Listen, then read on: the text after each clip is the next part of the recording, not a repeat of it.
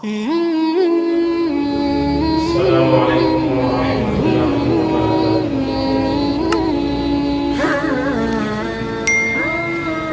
الحمد لله نحمده ونستعينه ونستغفره ونؤمن به ونتوكل عليه ونعوذ بالله من شرور أنفسنا ومن سيئات أعمالنا من يهده الله فلا مضل له ومن يضلله فلا هادي له ونشهد أن لا إله إلا الله وحده لا شريك له ونشهد أن سيدنا وسندنا ونبينا ومولانا محمد وبارك وسلم أرسله الله تعالى إلى الناس بالحق بشيرا ونذيرا وداعيا إلى الله بإذنه وسراجا منيرا. أما بعد فقد قال الله تبارك وتعالى في الكلام المجيد والفرقان الحميد: أعوذ بالله من الشيطان الرجيم. بسم الله الرحمن الرحيم. واتخذ الله إبراهيم خليلا وقال في مقام آخر: واذكر في الكتاب إبراهيم إنه كان صديقا نبيا. صدق الله العظيم. اللهم صل على سيدنا محمد وعلى آل سيدنا محمد وبارك وسلم. اللهم صل على سيدنا محمد وعلى آل سيدنا محمد وبارك وسلم. اللهم صل على سيدنا محمد وعلى آل سيدنا محمد وبارك وسلم. رب اشرح لي صدري ويسر لي أمري واحلل عقدة من لساني يفقهوا قولي. بزرگان محترم، معزز حاضرین، اللہ تبارک و تعالی نے کلام مجید کے اندر مختلف انبیاء علیہ السلام کا ذکر فرمایا ہے، لیکن ان میں سے بعض مخصوص انبیاء علیہ السلام کا کثرت سے ذکر فرمایا ہے، جیسے حضرت موسیٰ علیہ السلام اور حضرت ابراہیم خلیل اللہ علیہ السلام کا ذکر کثرت سے اللہ نے فرمایا ہے۔ یہ ذی الحج کا مہینہ ہے، ذی الحجہ میں الحمدللہ ہر ایک کی زبان پر ابراہیم علیہ السلام کا ذکر، ہر ایک کی زبان پر حضرت اماں ہاجرہ علیہ السلام کا ذکر، ہر ایک کی زبان پر حضرت اسماعیل علی نبینا علیہ السلام کا ذکر، اور یہاں تک کہ سارے عالم میں انہی کی آواز ہر ایک کی زبان میں گونجتی رہتی ہے، یہاں تک کہ ان ایام میں حجاج کرام مکہ مکرمہ کی وادیوں میں، مکہ مکرمہ جیسے مقدس شہر میں، وہاں کے مقدس مقامات پر بھی انہی انبیاء علیہ السلام کا ذکر کثرت سے ہوا کرتا ہے۔ اللہ تبارک و تعالی نے حضرت ابراہیم خلیل اللہ علیہ السلام سے مختلف انداز میں، مختلف طریقے سے، مختلف مقامات پر اللہ تبارک و تعالی نے آزمائے اور امتحان میں مبتلا کیا، اور حضرت ابراہیم خلیل اللہ علیہ السلام تمام امتحانات میں پورے کے پورے کامیاب نکلے تو اللہ تبارک و تعالیٰ نے آپ کو خلیل کا لقب دیا۔ رہی بات یہ کہ حضرت ابراہیم خلیل اللہ علیہ السلام کی سیرت کا سلسلہ تقریباً 4-5 ہفتے سے چل رہا ہے، لیکن حضرت ابراہیم خلیل اللہ علیہ السلام کے امتحانات کا بھی ذکر ہوا، اور حضرت ابراہیم خلیل اللہ علیہ السلام کی جو ادا اللہ کو پسند آئی وہ ادا اپنے بیٹے اکلوتے بیٹے حضرت اسماعیل علیہ السلام کی قربانی کا واقعہ اللہ کو اتنا پسند آیا، اور آپ کی ایک ادا کو اللہ نے اتنا پسند فرمایا کہ ہر حاجی کے لیے ان اداؤں کو حج کے ارکان میں شامل کر دیا۔ رمی جمرات کرنا شیطان کو کہہ کر یا آپ نے مانی تو اسے یہ احکامات میں جاری کر دیا، ارکان میں جمع کر دیا، حج کے ارکان میں جمع کر دیا۔ آپ نے لبیک کہا تو وہاں بھونگی کہ سنت کو عام کر دیا۔ آپ نے وہاں اما حاجرہ نے صفا سے مروہ، مروہ سے صفا دوڑی، تو آج وہاں صفا سے مروہ دوڑتے ہوئے آپ کی اداؤں کو اتنا اللہ نے پسند کیا کہ وَتَرَكْنَا عَلَيْهِ فِي الْآخِرِينَ، آپ کی ان اداؤں کو، وفاؤں کو اللہ تبارک و تعالیٰ نے قیامت تک کے لیے جاری کر دیا۔ تو حضرت ابراہیم خلیل اللہ علیہ السلام کی سیرت کے کئی پہلو ہیں۔ آپ سے اللہ تبارک و تعالیٰ نے کیسے کیسے آزمایا، اور اللہ تبارک و تعالیٰ نے آپ سے کیسے کیسے طریقے سے امتحان لیا، اور اسی طریقے سے اللہ تبارک و تعالیٰ نے آپ کو کن کن انعامات سے نوازا، اور حضرت ابراہیم خلیل اللہ علیہ السلام کو اللہ نے کن کن خصوصیات سے نوازا تھا۔ یہاں تک کہ مفسرین کرام بھی لکھتے ہیں، اہل سیر بھی لکھتے ہیں کہ حضرت ابراہیم خلیل اللہ علیہ السلام کو اللہ تبارک و تعالیٰ نے بہت سارے خصوصیت سے مالا مال فرمایا تھا، اور بعض اولیات تو وہ ہیں جو اللہ تبارک و تعالیٰ نے حضرت ابراہیم خلیل اللہ علیہ السلام سے پہلے کروایا۔ کتابوں میں لکھا ہے کہ حضرت ابراہیم خلیل اللہ علیہ السلام نے جو سب سے پہلے کام کیا وہ کام کیا ہے، وہ اولیات کیا ہے، وہ آپ کے خصوصیات کیا ہے، آپ کتابوں کا مطالعہ کریں، آپ کتابوں کو کھنگالیں، آپ ڈھونڈے ڈھونڈے تو آپ کو حضرت ابراہیم خلیل اللہ علیہ السلام کی سیرت میں آپ کی یہ ساری چیزیں ملیں گی کہ اللہ تبارک و تعالیٰ نے حضرت ابراہیم خلیل اللہ علیہ السلام سے اللہ نے کیا کیا کام لیا۔ اور سب سے پہلے حضرت ابراہیم خلیل اللہ علیہ السلام کو 80 سال کی عمر میں ختنہ کروایا گیا۔ حضرت ابراہیم خلیل اللہ علیہ السلام کی یہ سنت کہ حضرت ابراہیم خلیل اللہ علیہ السلام نے سب سے پہلے ختنہ کروایا۔ اسی لیے علماء کرام فرماتے ہیں جب بچہ 7 دن کا ہو جائے تو چاہیے کہ والد کی ذمہ داری بنتی ہے کہ اس کے بال کو، بچے کے بال کو مڑوایا جائے، اور اسی کے بغیر وہ تول کر چاندی صدقہ کر دیا جائے، اور بچے کا عقیقہ کیا جائے، اور بچے کا اچھا نام کا انتخاب کیا جائے، اچھا نام رکھا جائے۔ اسی طرح سے بچے کو ختنہ کروایا جائے، سنت کو عام کیا جائے، یہ والدین کی ذمہ داری ہوتی ہے۔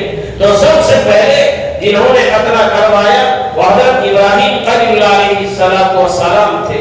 یہ الگ بات کہ میرے اور آپ کے آقا سرکار مدینہ صلی اللہ علیہ وسلم پیدائش ایسی ہوئی کہ اللہ تبارک و تعالیٰ کا نظام ایسے تھا کہ پہلے ہی سے آپ صلی اللہ علیہ وسلم کو ختنہ ہوا تھا۔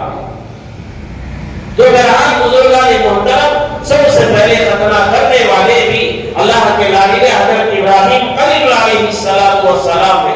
میں اسی لیے کہہ رہا ہوں کہ میں 2-3 جمعہ پہلے میں نے بات کہی تھی کہ اللہ تبارک و تعالیٰ نے آپ صلی اللہ علیہ وسلم اور حضرت ابراہیم خلیل اللہ علیہ السلام سے بڑی مناسبت رکھا ہے، ہر اعتبار سے مناسبت رکھا ہے، اور 40 احکام ایسے ہیں جو حضرت ابراہیم خلیل اللہ علیہ السلام کی شریعت میں تھے، وہ آپ صلی اللہ علیہ وسلم کی شریعت میں بھی وہ احکام موجود ہیں۔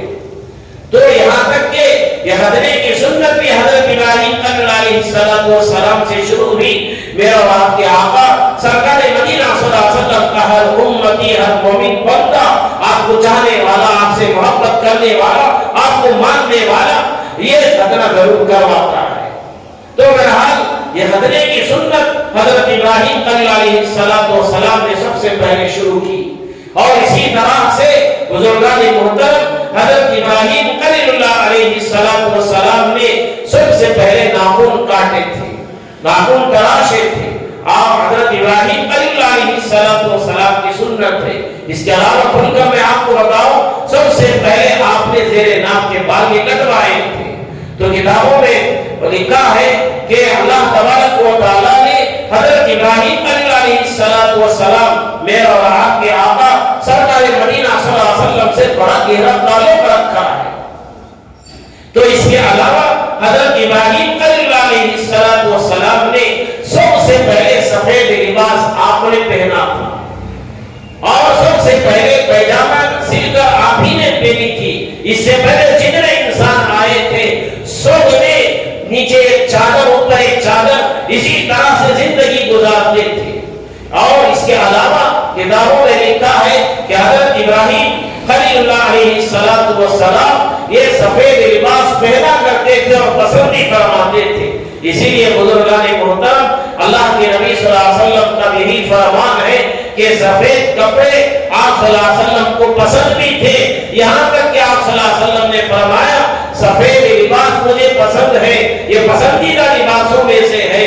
اگر کسی کا انتقال ہو جائے تو اسے دفنانے کے لیے اس کا کفن بھی سفید رکھا کرے.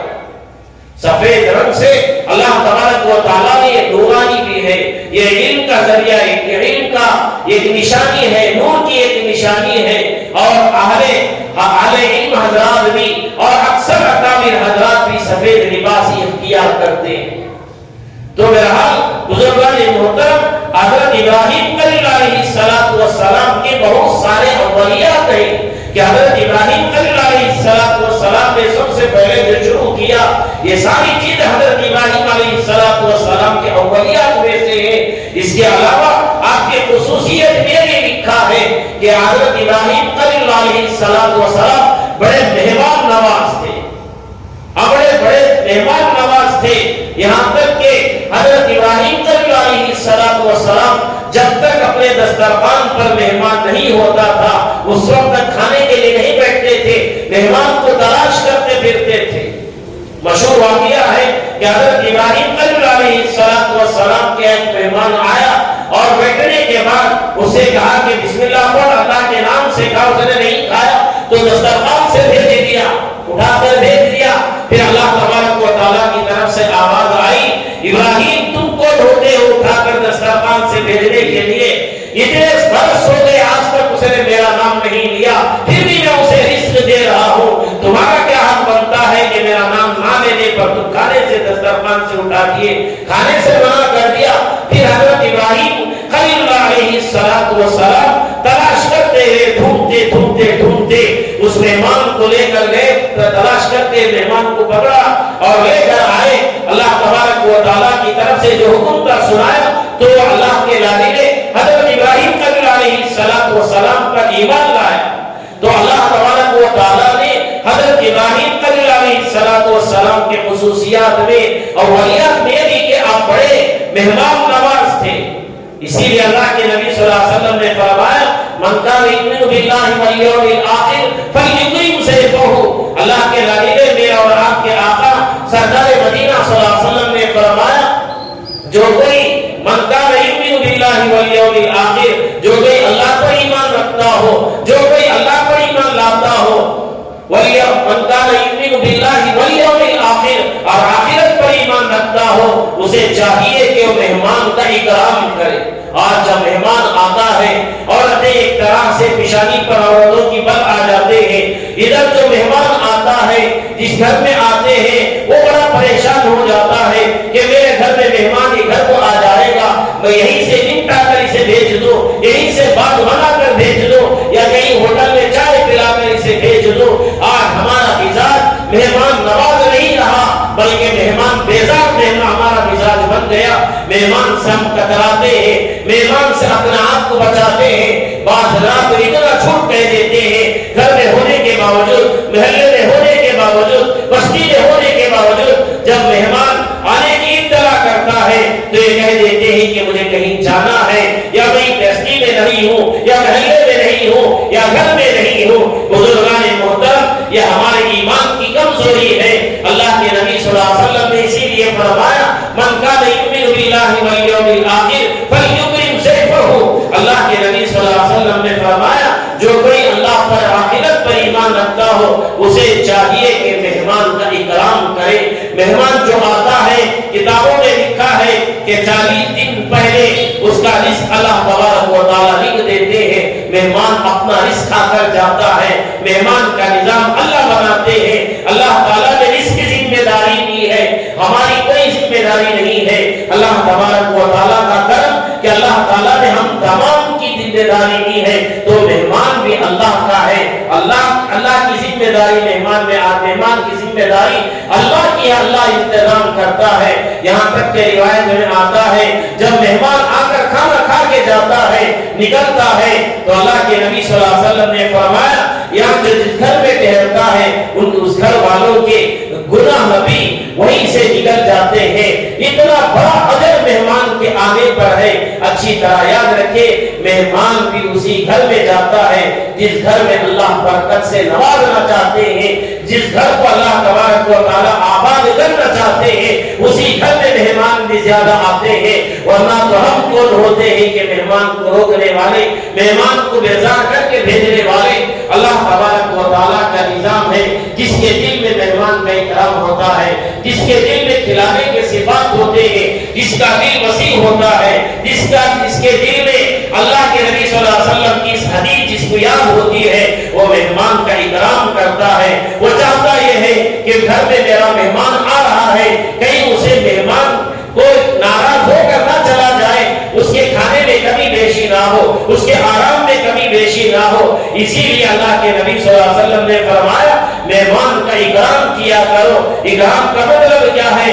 اکرام یہ ہے کہ جب مہمان آئے تو اس سے ملاقات کرو، مصافحہ کرو، معانقہ کرو، اور کھڑے ہو کر اس کا استقبال کرو۔ گھر سے باہر کھڑے ہو کر اسے اندر بلاؤ۔ جب مہمان گھر سے جائے تو دہلیز تک باہر آؤ، اور مہمان کا اکرام یہ ہے کہ اسی طرح اس کا استقبال کے ساتھ، عزت افزائی کے ساتھ اسے مہمان کو بھیجو۔ یہ مہمان کا اکرام ہے۔ من کان یؤمن باللہ والیوم الآخر فلیکرم ضیفہ۔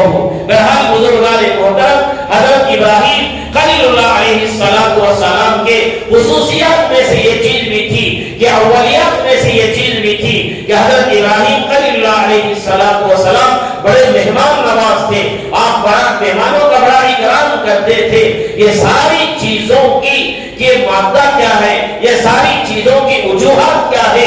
اس لیے کہ اللہ تبارک و تعالیٰ نے آپ کو رشد کی دولت سے مالا مال کیا تھا۔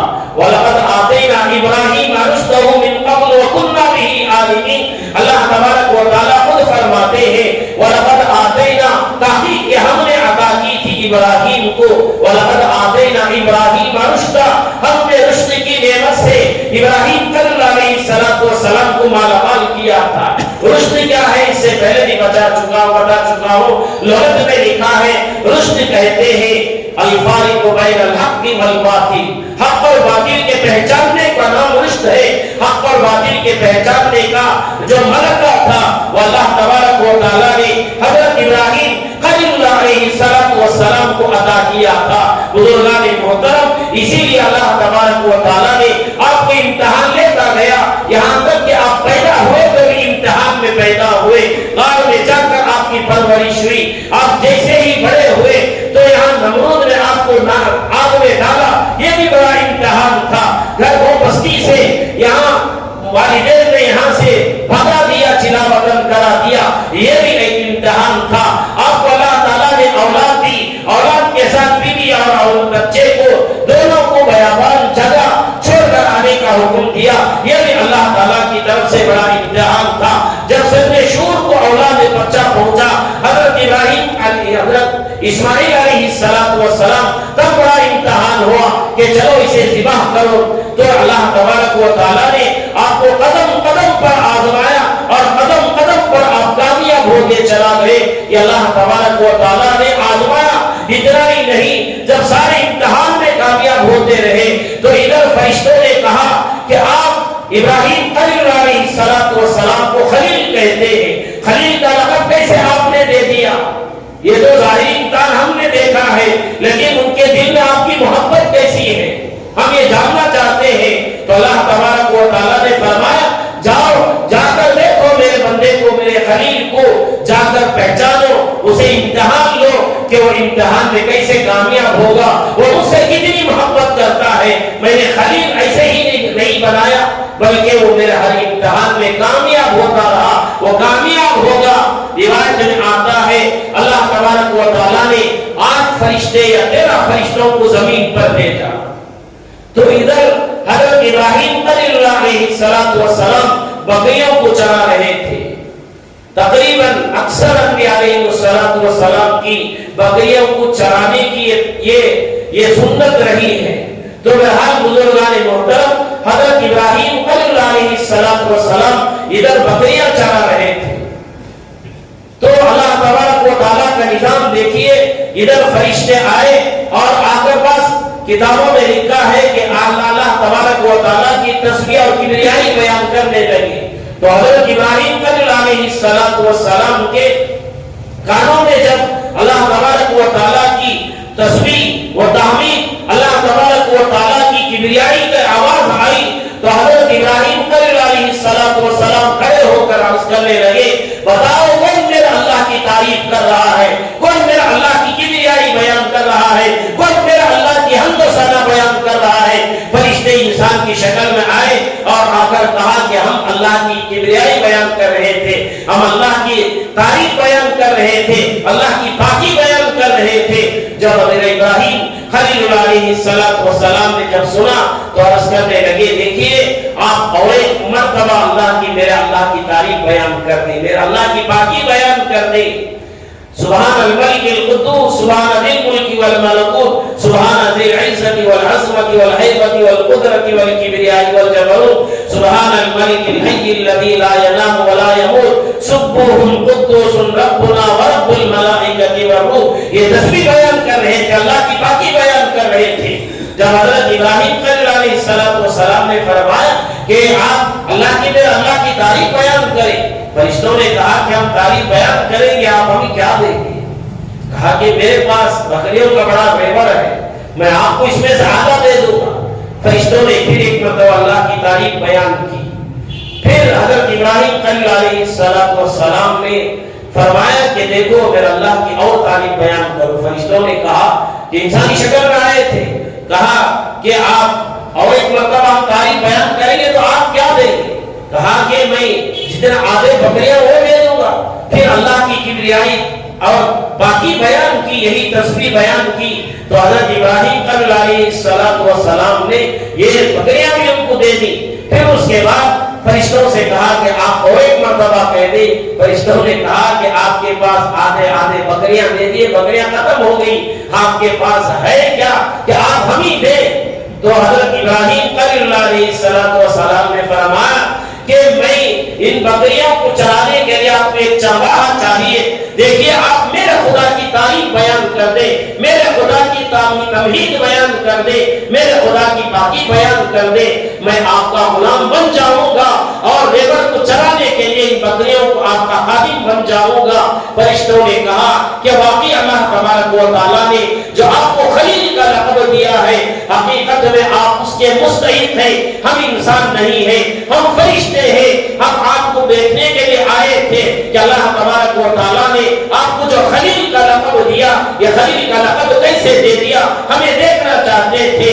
تو بزرگان محترم، دراصل حضرت ابراہیم خلیل علیہ السلام کی ساری سیرت کا نتیجہ یہی نکلتا ہے کہ حضرت ابراہیم خلیل علیہ السلام کے دل کے اندر اللہ کی محبت تھی، اس لیے مخلوق کو قربان کرنا آسان تھا۔ خالق کے خاطر، خالق کی رضا کے خاطر مخلوق اور ساری انسانیت کو، یعنی سارے خواہشات کو قربان کرنا آسان تھا۔ اپنا بچپن بھی، اپنی جوانی بھی، اور اپنی بستی بھی، اپنی بیوی بچے بھی، اسی طرح سے یہاں تک کہ اپنے اکلوتے بیٹے کی جان بھی قربان کرنا آسان تھا۔ کیوں؟ اس لیے کہ وہ جانتے تھے کہ اللہ کی محبت کیا ہے۔ حدیث قدسی ہے، اللہ تبارک و تعالیٰ فرماتے ہیں کنت کنزا مخفیا، اللہ فرماتے ہیں کہ میں ایک چھپا ہوا خزانہ تھا، فَحَبَبْتُ أَنْ أُعْرَفَ، فرمایا کہ میں چاہا کہ میں جانا جاؤں، فَخَلَقْتُ الْخَلْقَ، فرمایا کہ میں نے مخلوق کو پیدا کیا، پھر مخلوق کے اندر اللہ تبارک و تعالیٰ نے الگ الگ عضو دیا، آنکھ دی دیکھنے کے لیے، ہاتھ دیے اشارے اور کام کرنے کے لیے، کھانے کے لیے، اور اسی طرح سے پیر دیے چلنے کے لیے، کان دیے سننے کے لیے، زبان دیے بولنے کے لیے، لیکن اللہ تبارک و تعالیٰ نے جو دل دیا وہ اللہ سے محبت کرنے کے لیے دیا۔ بزرگان محترم، اللہ تبارک و تعالیٰ فرماتے ہیں والذین آمنوا اشد حبا للہ، اور ایک جگہ فرماتے ہیں اللہ ولی الذین آمنوا، اللہ ان کا دوست ہے جو ایمان والے ہیں، اللہ ان کا دوست ہے جو ایمان والے ہیں۔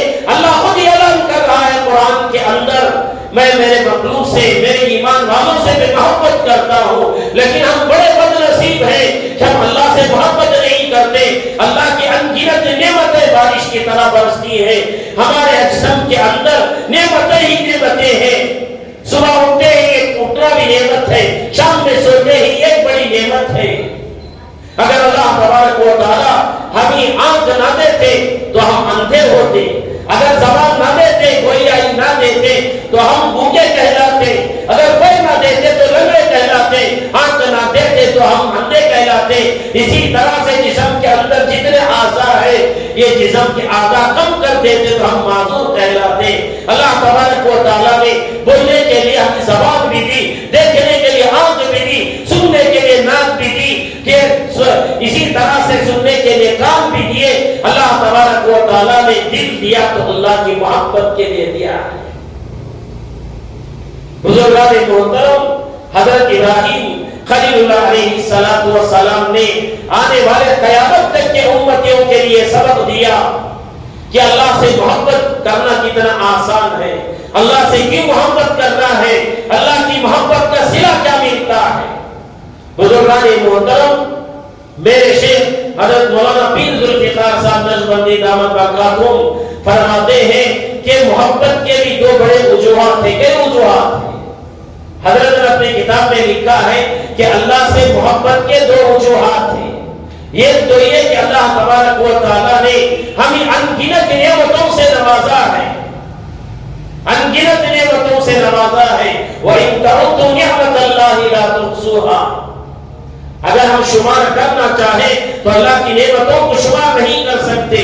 یہ سارے کہ ہمارے جسم میں جتنے اعضاء ہیں، جو بارش کے قطرے ہیں، یہ ریت کے ذرات ہیں، یہ سمندر کے قطرات ہیں، درختوں کے پتے ہیں، یہ سچے آسمان پر جو جگمگاتے ستارے ہیں، یہ چاند سورج ہے، یہ اپنی ننھی معصوم اولاد ہے، والدین کا سایہ ہے، اساتذہ کی دعائیں ہیں، بڑوں کی دعائیں ہیں، یہ اللہ کے گھر ہے، یہ مکہ مدینہ شہر ہے، یہ اللہ کے نبی صلی اللہ علیہ وسلم کی امت میں پیدا کرنا، یہ ساری کی ساری اللہ کی بڑی نعمتوں میں شامل ہے۔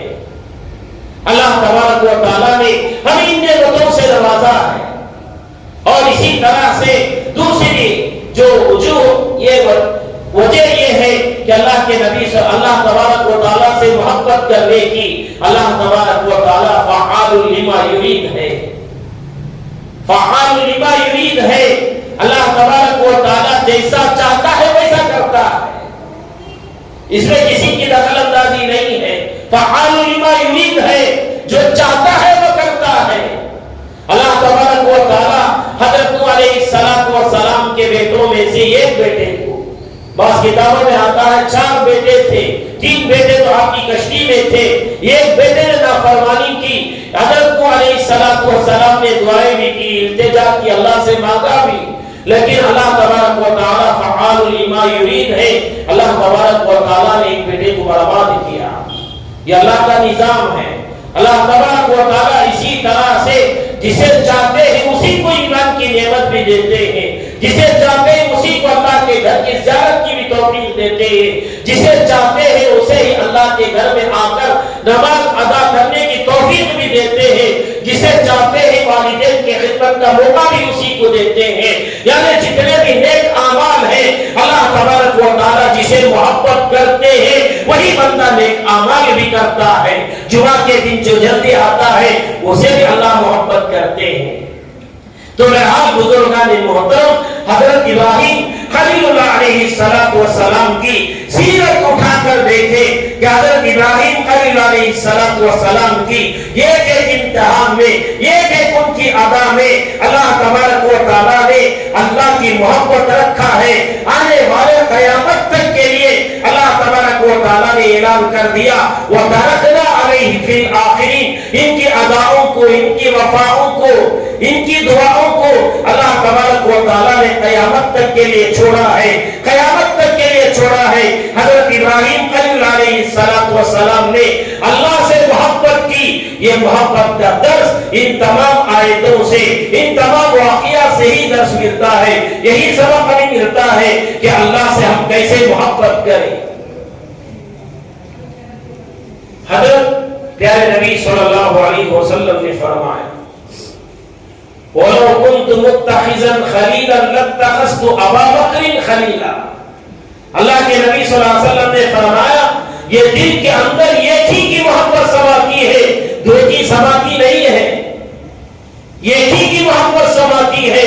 پیارے نبی صلی اللہ علیہ وسلم نے فرمایا وَلَوْ كُنْتُ مُتَّخِذًا خَلِيلًا، اگر کسی کو بھی اپنا دوست بناتا، بنایا نہیں بناتا، لَاتَّخَذْتُ أَبَا بَكْرٍ خَلِيلًا، حضرت ابو بکر صدیق رضی اللہ تعالیٰ عنہ کو میں دوست بناتا۔ اس کا مطلب کیا ہے؟ تعلقات الگ ہوتے ہیں، دوست الگ ہوتا ہے، محبت الگ ہوتی ہے، ساتھی الگ ہوتا ہے، پڑوسی الگ ہوتا ہے، ہر ایک کا اسٹیج الگ الگ ہے۔ اسی طرح سے دل کے اندر ایک ہی کی محبت سماتی ہے، وہ اللہ تبارک و تعالیٰ کی محبت سمانا چاہیے۔ اسی لیے علماء کرام نے لکھا ہے کہ دنیا کے اندر اللہ کو سمانے کی کوئی جگہ نہیں ہے، لیکن اللہ تبارک و تعالیٰ مقام بناتے ہیں تو مومن کے دل میں مقام بناتے ہیں۔ اسی لیے علماء کرام نے لکھا ہے کہ کعبۃ اللہ کو اٹھا دیا جائے تو اسے تعمیر کر سکتے ہیں، لیکن کسی مومن کا دل مت دکھاؤ۔ اسی طرح سے اللہ کے نبی صلی اللہ علیہ وسلم نے فرمایا یہ ایمان کی جگہ ہے، اور یہ ایمان دل کے اندر اللہ کے سمانے کی جگہ ہے۔ دل کو ہر چیز سے پاک رکھو، کینے سے بھی پاک رکھو، غم سے بھی پاک رکھو، حسد سے بھی پاک رکھو، ہر چیز سے پاک رکھو، ہر گناہ سے پاک رکھو۔ اس دل کے اندر گناہ کی وجہ سے جو خطرہ لگ کر دل کالا ہوتا ہے، اس سے بچو۔ دل پاک رکھو، نیت بھی پاک ہوگی، تمہارا نظریہ بھی پاک ہوگا، تمہارے اعمال بھی پاک ہوں گے، تب جا کر اللہ کی محبت کیا چیز ہے وہ چیز سمجھ میں آئے گی۔ پھر اللہ کی محبت جب دل میں آئے گی، خالق کی محبت جب دل میں سمائے گی تو دنیا کی محبت خود بخود نکل جائے گی۔ اللہ کے نبی صلی اللہ علیہ وسلم نے فرمایا حب الدنیا رأس کل خطیئہ، فرمایا کہ دنیا کی محبت، حب الدنیا، دنیا کی محبت رأس کل خطیئہ، تمام گناہوں کا سر ہے، تمام گناہوں کی جڑ ہے۔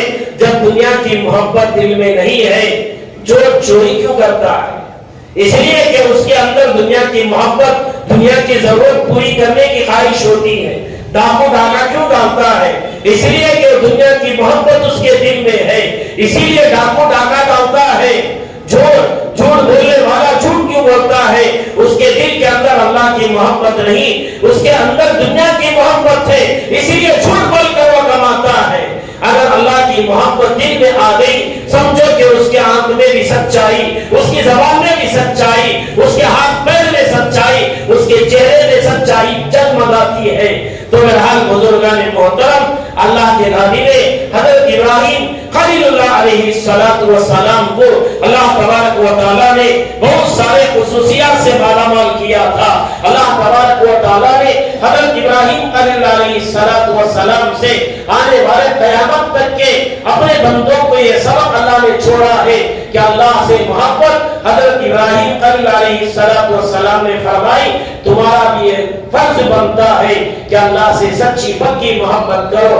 بس اللہ سے دعا فرمائے کہ اللہ تبارک و تعالی ہم تمام کو باپ اگر میسر ہو تو ایسا ابراہیم خلیل علیہ السلام جیسا باپ نصیب ہو, ماں اگر نصیب ہو تو اماں حاجرہ جیسی ہو, بیٹا اگر نصیب ہو تو حضرت اسماعیل علیہ السلام جیسا نصیب ہو. اللہ تعالیٰ یہ تمام صفات ہم تمام کے اندر اللہ تبارک و تعالیٰ مقدر میسر فرمائے. اللہ تبارک و تعالیٰ ہم تمام کو صحیح معنی میں حضرت ابراہیم خلیل علیہ السلام کے جو دل میں اللہ کی محبت تھی ایسی محبت ہمیں بھی نصیب فرمائے. آمین. وآخر الدعوانا الحمدللہ رب العالمین.